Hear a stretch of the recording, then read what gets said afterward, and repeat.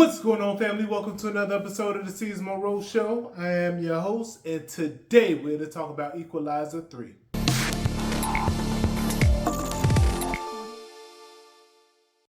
Nine seconds.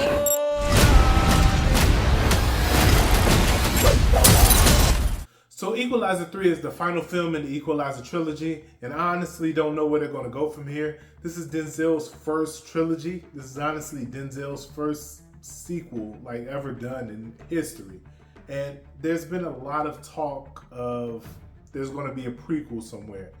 Some people are saying the aging Denzel as he continues on this journey, and other people are saying that they're going to use his son, John David Washington, in the role. I don't know. I feel like I'm leaning more towards John David Washington taking over this role. It only makes sense. And with these films, I feel like the IP isn't there. These films should be doing a lot more than what they're actually doing at the box office. But honestly, I enjoy these films, so keep them coming. Either way, I feel like this IP is it's an 80s IP. It's an old TV show, and with that, it's hard to get people intrigued and get people going about it. And when you look at Equalizer and this Equalizer in this frame, you kind of look at John Wick films, but not to that extent. Like John Wick is looking out for himself, while the Equalizer is looking out for people that can't look out for themselves. So does the story make more sense as far as the Equalizer? Absolutely. But do I enjoy the John Wick films better? Absolutely. That's without saying. And at this point, I feel like if we do go the prequel route, using John David Washington would be a great idea.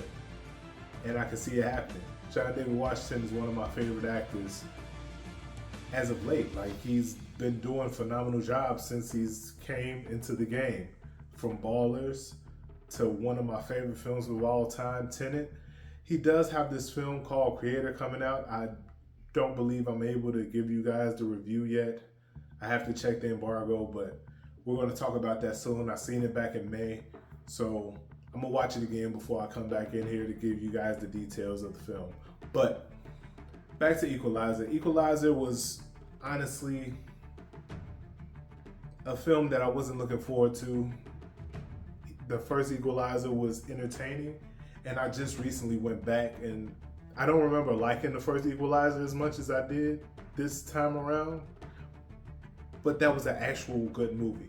And the second Equalizer, the story, the plot kind of was weak, but as far as the action and the backstory of the film, it kind of made up for the weakened plot.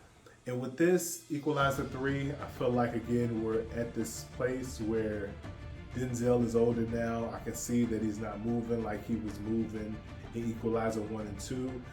And spoiler alert, he does get shot in this film, so that kind of puts him in a spot where he feels that his time is over. So that's how we kind of know going into this, which I thought was a bad move because they kind of showed us this at the beginning of the film. We knew that this was going to be the last film, and they just cemented that at the beginning. The first 5-10 minutes of the film, they pretty much let us know, like, hey, the entertainment factor, the action scenes, probably not going to be there anymore because he just got shot and he's weakened, and we're going to go through this healing process with him. And this film, to me, I feel like was more of a crime drama versus an action film. So do with that what you will. I enjoyed it. It was entertaining. I felt like, again, there could have been a lot more action going on, but I see what they were trying to do. There wasn't a moment in this film where I was just like bored out of my mind, but I honestly feel like David Fuqua took that money, took Denzel, and they kind of just went on a vacation in Spain and was like, we're gonna film this in, let's say, 8 days and get it over with. Like, this film seemed very rushed. I didn't feel like there was a lot going on here, and I felt like It's been a few years from the sequel of Equalizer. Actually, it's been about 5 years. I think Equalizer 2 came out in 2018. We should have been getting a lot more out of this film. But I understand budgets. I understand that there's a lot going on at box office, so they wanted to make the littlest amount of error as possible, if that makes sense, right? So again, if you guys get a chance, go check it out. I think it was entertaining. I give it a 6 out of 10. It's one of those films that you could probably pass and wait till it's on digital to purchase it.